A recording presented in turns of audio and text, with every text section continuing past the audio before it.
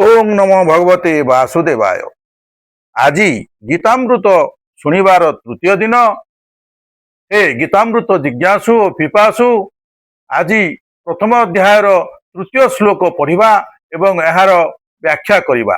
आशा मो सहित जोड़ी हेबे एवं श्रीमद भगवत गीतार गोटे गोटे श्लोक शुणी दिनट को प्रभुमय करवा हेबे।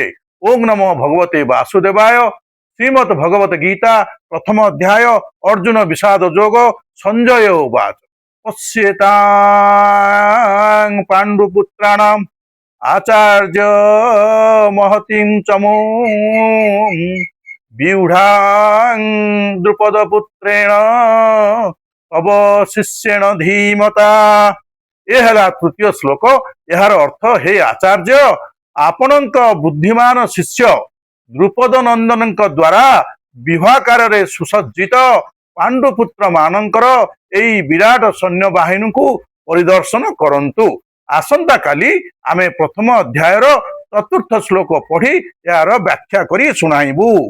धन्यवाद।